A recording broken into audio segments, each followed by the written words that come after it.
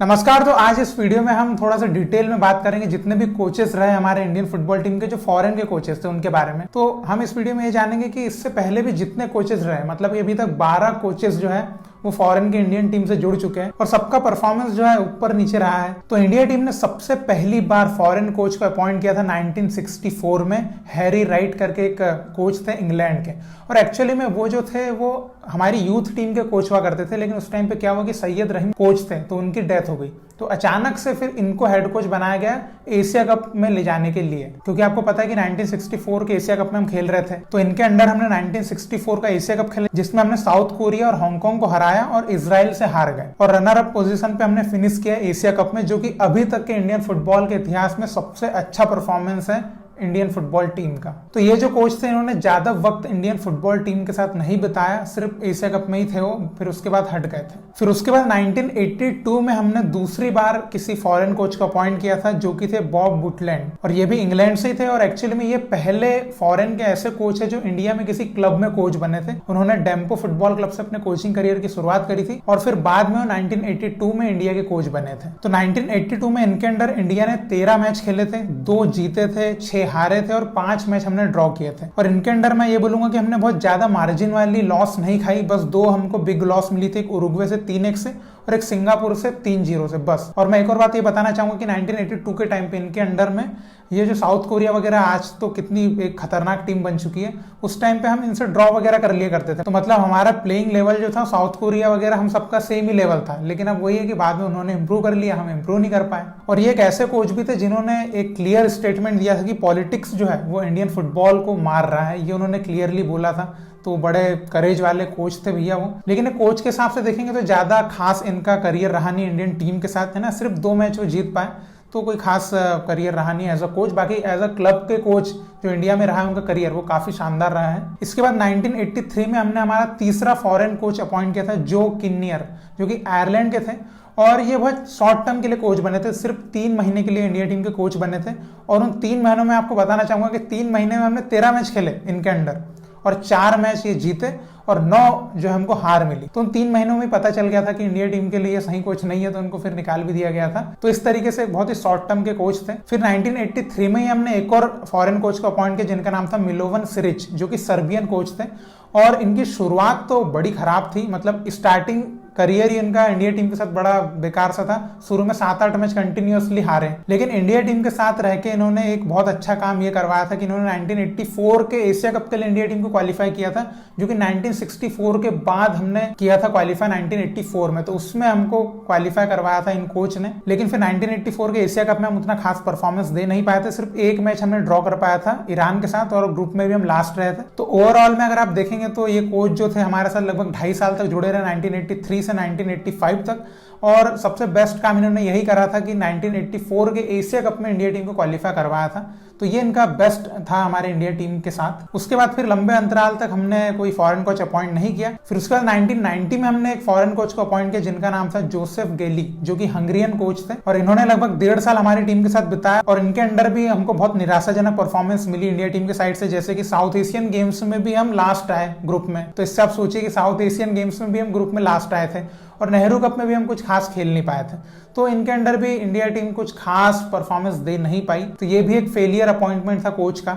फिर उसके बाद 1993 में हमने एक कोच को अपॉइंट किया, जिनका नाम था जिरी पेसेक, जो कि चेक रिपब्लिक के कोच थे, और ये भी लगभग 1.5 साल तक हमारी टीम के साथ जुड़े रहे। तो जब एक कोच थे तो इनके टाइम पे पहली बार सैफ कप स्टार्ट हुआ था, तो जो पहला सैफ कप था वो हमने जीता था इनके कोचिंग के अंडर में। और साउथ एशियन गेम्स में हम रनर अप बने थे, और इंडिपेंडेंस कप में भी हम गए थे। तो इंडिपेंडेंस कप में हमने 4 मैच खेले थे और उसमें केवल 1 मैच ही हम जीत पाए थे। तो इस तरीके से इनके अंडर हमारा जो परफॉर्मेंस था वो वैसे बोलेंगे तो बहुत खास नहीं रहा, बस वही था कि हमने सैफ कप जो था वो जीता था इनके अंडर।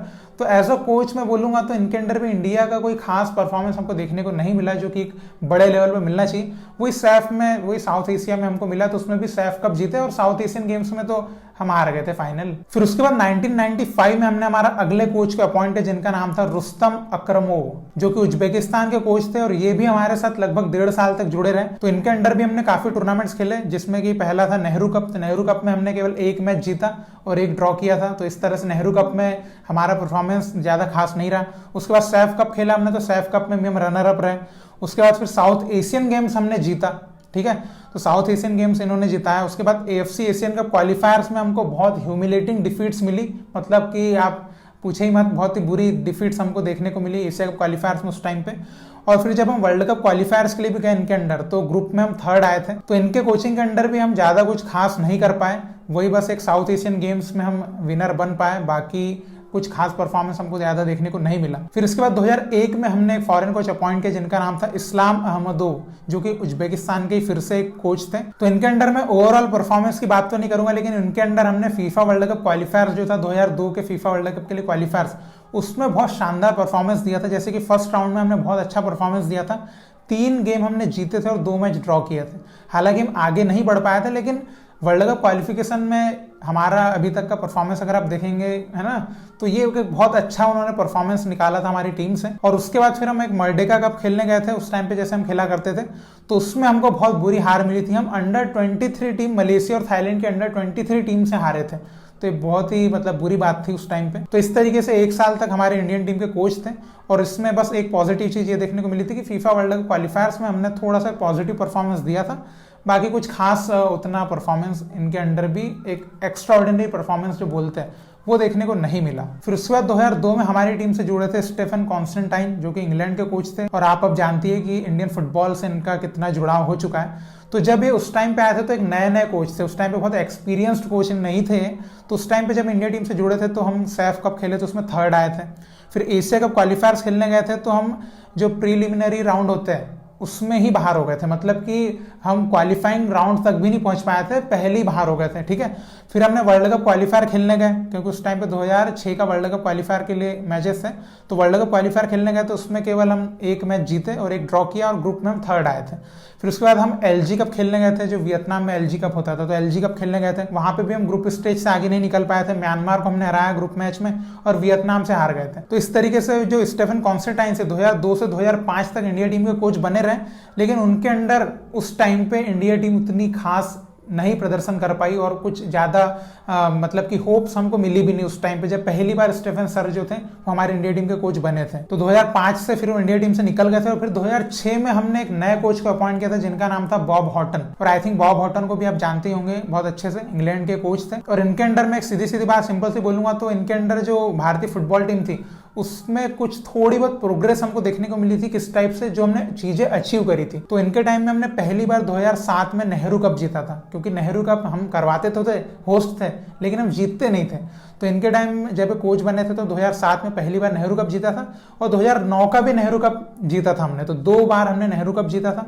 फिर 2010 का जो फीफा वर्ल्ड कप क्वालिफायर था उसमें तो हम, है ना, पहली उसमें बाहर हो गए थे, पहली राउंड में बाहर हो गए थे लेबनान से।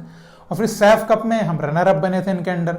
फिर AFC चैलेंज कप जो हुआ था जिसमें हमने बहुत शानदार परफॉर्मेंस किया था और 2011 के एशिया कप के लिए क्वालिफायर किया था, ये इनके अंडर एक सबसे बड़ा अचीवमेंट था इंडिया टीम के लिए। क्योंकि आप सोचिए 1984 के बाद हमने 2011 में किया था एशिया कप के लिए क्वालिफाई, तो ये इनके मतलब कि इंडिया टीम के लिए इनका सबसे बड़ा योगदान था। फिर 2011 के एशिया कप खेलने से पहले हमने 2010 में काफी फ्रेंडलीज मैच खेले थे और उसमें एक बहुत ही एक फेमस विक्ट्री जो वियतनाम को हमने 3-1 से हराया था उसमें आई थी। और लेकिन इसके अलावा अगर आप देखेंगे तो बहुत बुरी 2 डिफीट्स हमको मिली थी 2010 में, जो थी कुवैत और UAE के अगेंस्ट, एकदम ह्यूमिलेटिंग डिफीट्स हमको मिली थी इनके अगेंस्ट। फिर 2011 का जब एशिया कप हमने खेला तो एकदम खराब परफॉर्मेंस रहा पूरे एशिया कप में, आपने देखा ही होगा अगर आपको याद होगा तो, बहुत बुरी मार्जिन से हमने हारे थे हर मैच को। फिर उसके बाद 2011 का एशिया कप खेलने के बाद जब हम वापस आए थे और 2012 में AFC चैलेंज कप का क्वालिफायर हुआ था, जैसे पहले एशिया कप के लिए AFC चैलेंज कप से क्वालिफाई करते थे ना, तो 2012 में जो AFC चैलेंज कप क्वालिफायर हुआ था उसमें बॉब हॉटन ने हमको क्वालिफाई करवाया ग्रुप में टॉप करवा के, और उसके बाद उन्होंने जॉब छोड़ दी थी। तो आपको यहाँ पर लग रहा होगा कि हमने बहुत अच्छी अचीवमेंट तो करी थी बॉब हॉटन के अंदर, लगभग, है ना, 1984 के बाद हमने एशिया कप के लिए क्वालिफाई किया था और नेहरू कप वगैरह जीता था। तो मैं आपको एक स्टार्ट्स बताना चाहूंगा जिससे आपको लगेगा कि बॉब हॉटन भी कोई खास हमारे इंडिया टीम के कोच नहीं थे, बस वही था कि उन्होंने कुछ अचीवमेंट्स ले ली थी जिसकी वजह से हमको लगता है कि बहुत शानदार कोच थे, ठीक है। बाकी मैं समझता हूँ कि स्टार्ट्स के अनुसार वो बहुत भयंकर, उनका भी performance as a coach India team के लिए बहुत बेहतरीन नहीं था, क्योंकि आप देखिए 44 मैच उनके अंडर हमने खेले थे जिसमें से केवल 14 मैच जीते थे हम केवल, और 24 मैच हारे थे हम, 24 मैच, और 6 मैच हमने ड्रॉ किए थे। तो इससे आपको पता चलता है कि कितना पुअर रिजल्ट था हमारे इंडियन टीम का उनके अंडर भी। तो इसी कुछ परफॉर्मेंस के साथ 2012 में वो इंडिया टीम से अलग हो गए थे। फिर 2012 में ही हमने एक और नए कोच को अपॉइंट किया, फॉरेन कोच को, जिनका नाम था विम कोवरमेंस, जो कि नीदरलैंड के कोच थे। और इनके अंडर भी हमारे इंडियन टीम का परफॉर्मेंस बहुत पुअर रहा, और इनके टाइम पे तो ऐसा लगता था कि इंडियन टीम पता नहीं आगे जा भी पाएगी कि नहीं, क्योंकि एकदम पुअर कोचिंग थी इनकी, बहुत बेकार सी। लेकिन इन्होंने भी एक अचीवमेंट करी थी भैया कि नेहरू कप 2012 जो हुआ था वो इनके अंडर जीता गया था इंडियन टीम के द्वारा। और इसके अलावा 2013 में जो सैफ कप हुआ था उसमें हम रनर अप बने थे, और एएफसी चैलेंज कप के लिए भी हम क्वालिफाई नहीं कर पाए थे, जो कि एक बहुत बड़ी डिसअपॉइंटमेंट थी उस टाइम पे। तो इस तरीके से जो था विम कोवरमेंस का भी कोई खास परफॉर्मेंस नहीं रहा था इंडियन टीम के लिए। जैसे कि मैं आपको स्टार्ट्स बता दूं, 20 मैच खेले हमने इनके अंडर, 7 मैच जीते, ठीक है, 8 मैच हारे और 5 मैच ड्रॉ किए। तो इनके अंडर भी इंडियन टीम का खास परफॉर्मेंस कुछ निकल के नहीं आया। उसके बाद जब ये टीम से निकले तो 2015 में स्टेफन कॉन्स्टेंटाइन वापस इंडिया टीम में आए, और वहां से इंडियन टीम की जो तकदीर थी थोड़ी सी बदलना चालू हुई। जैसे कि आपने देखा कि हमने 2019 के एशिया कप के लिए क्वालिफाई किया, और हमारी जो रैंक थी, रैंक 173 से 97 रैंक आई 2015 से 2019 के बीच में, जो स्टेफन सर का कार्यकाल चला हमारी इंडियन टीम के साथ। बहुत ही शानदार रहा वो कुछ। और एशिया कप में भी हमारा परफॉर्मेंस बहुत अच्छा रहा। ओपनिंग मैच हमने थाईलैंड को हराया, उसके बाद कुछ सिली मिस्टेक्स की वजह से, है ना, डिफेंसिव मिस्टेक्स की वजह से बाकी के 2 मैच हारे थे। लेकिन ओवरऑल अगर आप देखेंगे तो इंडियन टीम का काफी पॉजिटिव परफॉर्मेंस था एशिया कप 2019 में। और इनके अंडर एक चीज मैं कहना चाहूंगा कि 13 गेम्स इंडिया टीम अनबीटन रही थी, 13 गेम्स। तो एक बहुत अच्छी अनबीटन स्ट्रिक चली थी हमारी इंडियन टीम की। और इनके अंडर हमने सैफ कप जीता, इंटर कॉन्टिनेंटल कप जीता।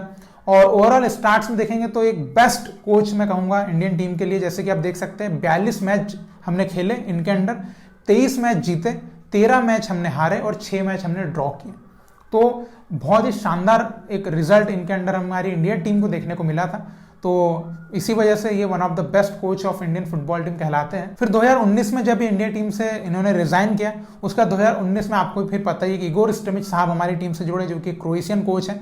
और इनके अंडर जब ये आए थे तो काफ़ी पॉजिटिव होप्स लेकर आए थे कि इंडियन टीम अब बदल जाएगी, एक बॉल पोजीशन वाला प्ले, बिल्डअप प्ले, ऐसा टाइप का कुछ नया फुटबॉल इंडियन टीम खेलना चालू करेगी। कुछ कुछ गेम में हमको थोड़ा बहुत बदलाव दिखा है, गेम में कुछ कुछ बदलाव, लेकिन रिजल्ट के मामले में बहुत ही पुअर रिजल्ट इनके साइड से देखने को मिल रहे हैं। तो इगोर स्टिमिच साहब ने इंडियन टीम के साथ 2 अचीवमेंट करे हैं, जो कि एक है 2021 का सैफ कप विनर हम रहे, और एशिया कप 2023 के लिए हमने क्वालिफाई किया। ये 2 कुछ अच्छे अचीवमेंट रहे हमारे इनके साथ। और अगर आप ओवरऑल स्टार्ट्स देखेंगे तो उसमें आप पाएंगे कि भैया इगोर स्टिमिच साहब का जो परफॉर्मेंस है वो इंडियन टीम के साथ उतना अच्छा नहीं चल रहा है। जैसे कि 30 मैच हमने खेले हैं, 9 मैच जीते हैं, 12 मैच हमने हारे हैं और 9 मैच ड्रॉ किए। और इसमें देखिए जो सबसे बेकार बात ये रही है कि हमने अंड संड मैच कुछ कुछ के ड्रॉ किए, फालतू फालतू के भी, जो मैच हमको ड्रॉ नहीं करना था। मतलब हमसे वीक टीम से भी हमने मैचेस ड्रॉ किए हैं। तो ये एक बहुत ही खराब रिजल्ट कुछ देखने को मिला है इनके साइड से। बाकी खैर अभी इनका कार्यकाल खत्म नहीं हुआ, तो आगे और कैसा रिजल्ट हमको देखने को मिलने वाला है ये कुछ बात रहेगी। लेकिन अभी रिसेंट में जो हमारे 2 फ्रेंडली मैच हुए सिंगापुर वियतनाम, उनके कारण और इनकी काफ़ी अभी चर्चा चल रही है। तो अभी देखते हैं कि आगे और क्या इनके साइड से हमको देखने को मिलने वाला है। तो यही कुछ हमारे अभी तक के इंडियन कोचेस रहे, जो कि 12 कोचेस हमारे इंडियन टीम के साथ जुड़े थे शुरू से अभी तक, जिसमें अगर आप देखेंगे सबसे अच्छा परफॉर्मेंस किसी का रहा है तो वो है स्टेफन कॉन्स्टेंटाइन, जिनका 54% का विनिंग रेशियो वो देते हैं। तो जो कि बहुत शानदार है, मतलब 54% की विनिंग दी है उन्होंने इंडिया टीम को, जो कि बहुत अच्छा परफॉर्मेंस है एज अ कोच। तो उनके साइड से आपने देखा भी है कि हमारी टीम बहुत डेवलप हुई है उनके अंडर। और इसके अलावा अगर आप ये देखेंगे अभी करंट कोच का विनिंग रेशियो क्या चल रहा है, तो 30% का चल रहा है, 30%, जो कि बहुत पुअर रिकॉर्ड है 30% का। तो इस तरीके से इगोर स्टिमिच साहब का भी कुछ परफॉर्मेंस चल रहा है इंडिया टीम के लिए। तो अभी तक अगर आप ओवरऑल देखेंगे तो सबसे अच्छा अचीवमेंट हमने हासिल किया तो वो 1964 का एशिया कप में जो रनर अप बने थे, तो उस टाइम पे टीम्स वगैरह भी बहुत कम थी। लेकिन अगर आप उसको हटाते हैं तो अभी तक का फिर सबसे बेस्ट जो अभी तक रहे वो स्टेफन सर ही रहे हैं। तो यही था आज के वीडियो में, मैं आपको बताना चाहता था कि कौन कौन फॉरेन कोचेस हमारी इंडिया टीम से जुड़े थे, उनका रिजल्ट कैसा रहा था इंडिया टीम के लिए। तो मैं आपसे जानना चाहूंगा कि स्टेफन सर के अलावा आपको कौन से कोच का परफॉर्मेंस हमारी इंडिया टीम के साथ सही लगा, ये आप जरूर कमेंट में लिख के बताइए। तो आगे भी हम ऐसे हमारी इंडियन फुटबॉल की हिस्ट्री कहें या कुछ दिलचस्प इंडियन फुटबॉल की बातें, ऐसी बातें हम आगे करते रहेंगे, कोई दिक्कत की बात नहीं है। तो आप अगर कुछ भी कहना चाहें तो जरूर कमेंट में लिख के बताइए, और इसी तरह भारतीय फुटबॉल को सपोर्ट करते रहिए। बहुत बहुत शुक्रिया वीडियो देखने के लिए। जय हिंद, जय भारत।